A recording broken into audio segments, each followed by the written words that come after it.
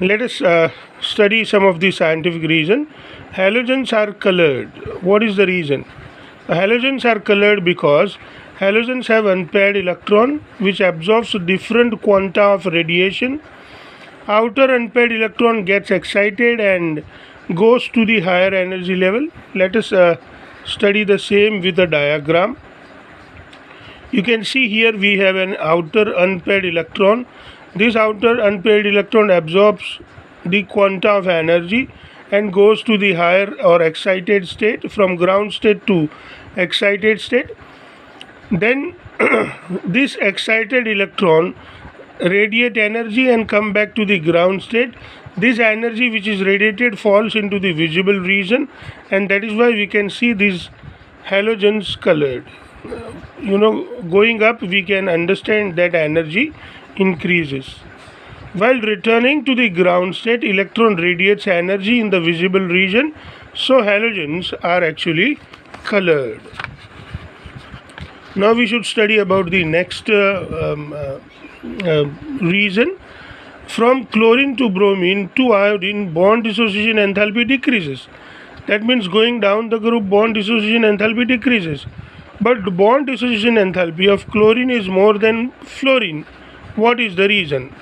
So bond dissociation enthalpy of chlorine is more than the bond dissociation enthalpy of fluorine because fluorine is very small in size as compared to chlorine. So due to small size, there is relatively large electron-electron repulsion among the lone pairs in the F2 molecule. So they are much closer. They are much closer means lone pairs are much closer to each other in F2, while relatively far in case of Cl2. That is why in Cl2 the lone pair repulsion is not much as compared to F2. Thus bond FF is not much stronger as compared to Cl-Cl bond. This is how we can understand about the bond dissociation enthalpy.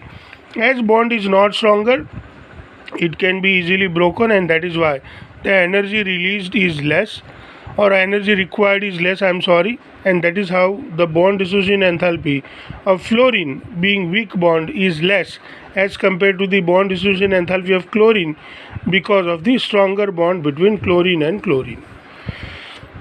Next reason, although electron gain enthalpy of fluorine is less negative as compared to the chlorine, fluorine is stronger oxidizing agent than chlorine. What is the reason? Fluorine is stronger oxidizing agent than chlorine because, number one, fluorine has got low enthalpy of dissociation value as compared to chlorine. So the bond is not so strong to be broken. It can be easily broken. Being very small in size and high electronegativity, fluorine has got high hydration enthalpy. So fluorine, the hydration enthalpy in liquids for fluorine is even higher. Thus fluorine has very high value of electrode potential. Please remember that the electrode potential of fluorine is the highest into the electrochemical series,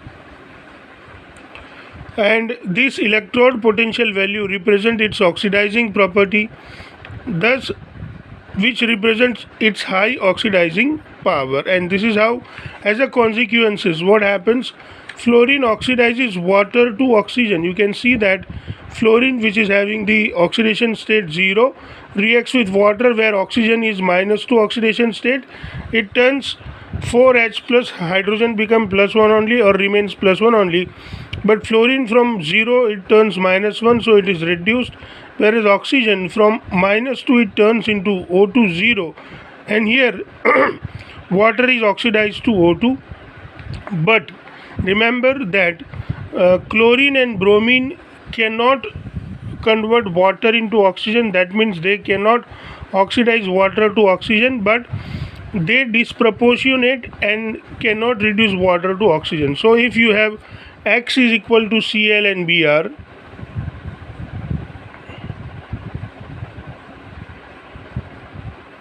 then you can write that X2 plus H2O, that gives HX plus HOX. Here you can see that your halogen has got zero oxidation state, which once is reduced to -1 and in another it is oxidized to +1. So this is a disproportionation reaction where halogen undergoes the reduction and oxidation both. The kind of product that we have got, HX is known as the hydrohalic acid, whereas HOX is known as the hypohalous acid. So when chlorine reacts with water, it produces hydrochloric acid and hypochlorous acid. Bromine, when it reacts with water, it produces hydrobromic acid and hypobromous acid. So this is how this halogen, bromine and chlorine undergoes the disproportionation reaction when they react with water, whereas fluorine can oxidize water to oxygen, and that is why fluorine is considered to be a very strong oxidizing agent. I hope, my dear students, you are enjoying your studies. Happy learning.